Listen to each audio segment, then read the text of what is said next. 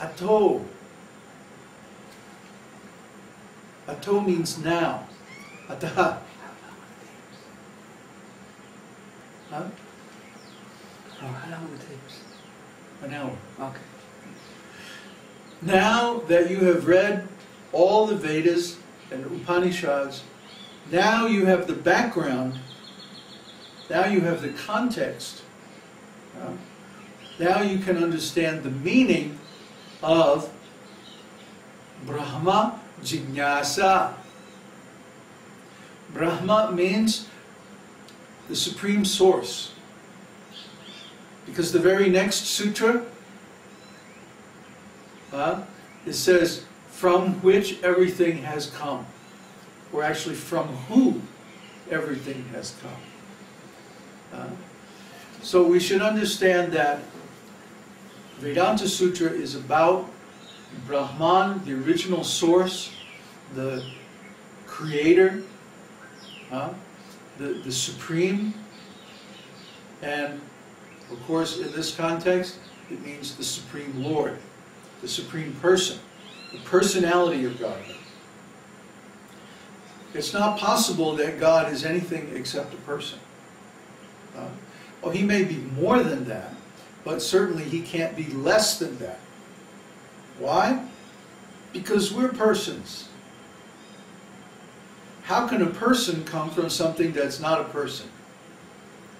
A person is more than something which is impersonal. A person means the presence of a soul is there, a spirit. And that spirit is of a similar quality to Brahman.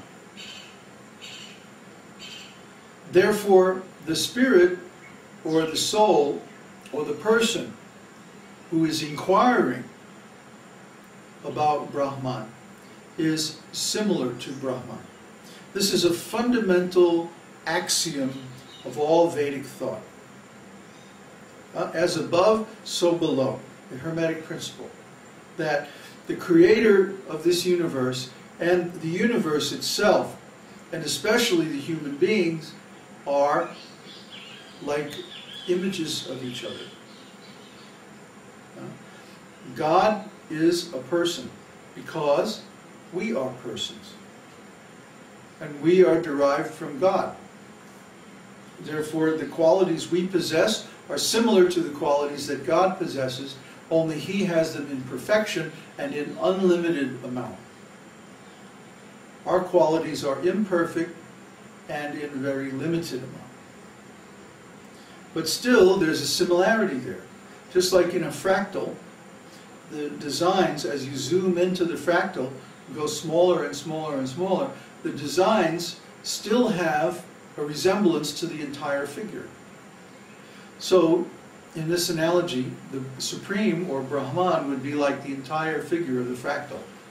And then the zoomed in tiny piece would be equivalent to the various creatures.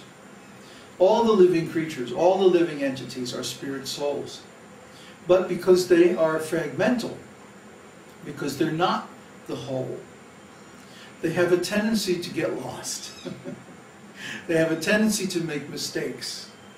They have a tendency to perform imperfect actions. As a result of those imperfect actions, they have to bear consequences. Those consequences are called suffering. So the living beings, especially in the material world, are suffering because they're out of touch with the real truth, the Vedānta. Ved means truth or knowledge, especially spiritual truth. And anta means the end or the conclusion or the ultimate. So because we have lost touch with the ultimate knowledge, with the supreme truth, the absolute truth, we are suffering. If we were to get back in touch with the real truth, with the Vedānta, the ultimate understanding, that knowledge, knowing which everything can be known. It's just like the internet.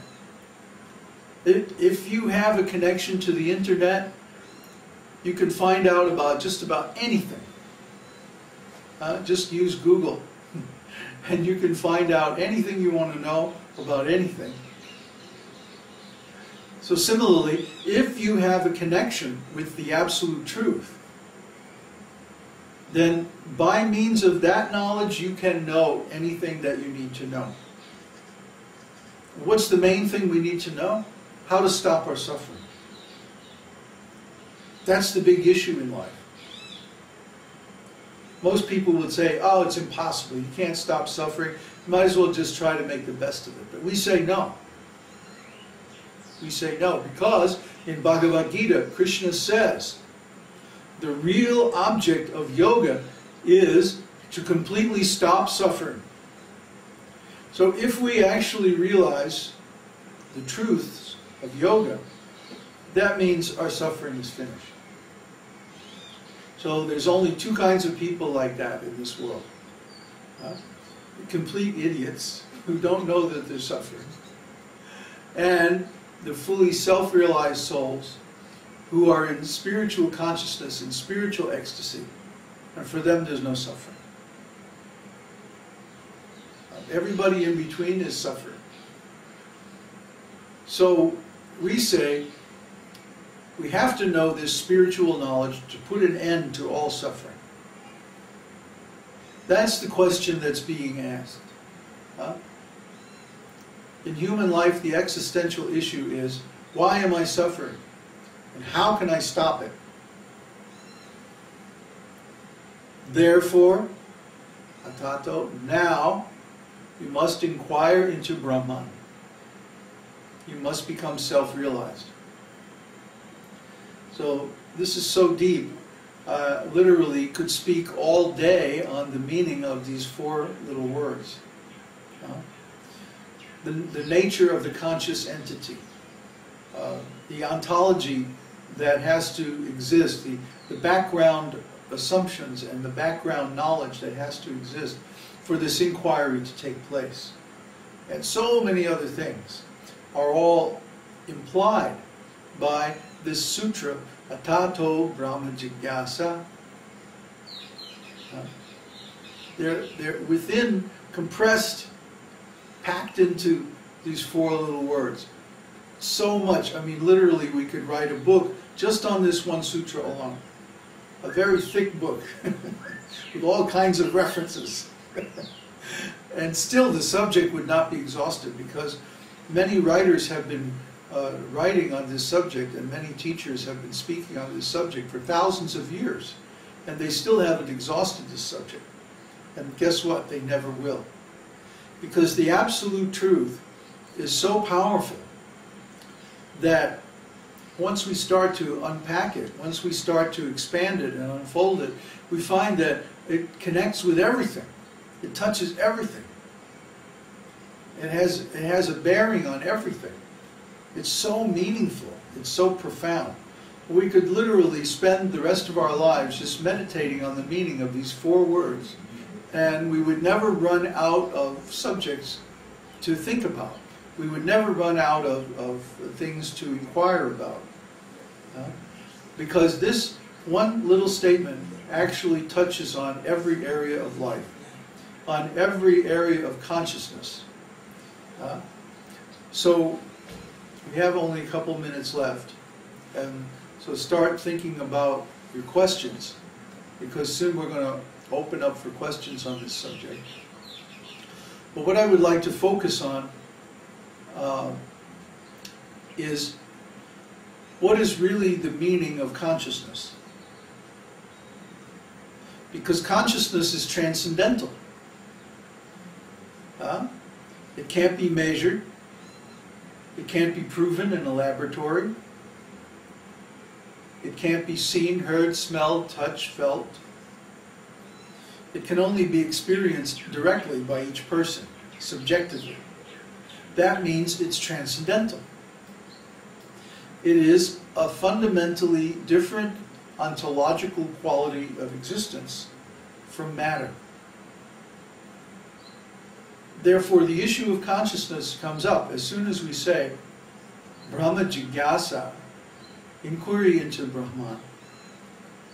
Who is doing the inquiry? it has to be a conscious entity. It has to be a conscious being. No machine, no computer, no ordinary piece of matter can inquire, because only a conscious entity is curious. Only a conscious entity can understand what is consciousness. And Brahman, being the superconscious entity, the source of consciousness and all other energies as well, only a conscious being can understand Brahman. Because the essence of Brahman cannot be understood or explained by words. The essence of Brahman can only be experienced by one who becomes self-realized. And how do we become self-realized? By inquiry.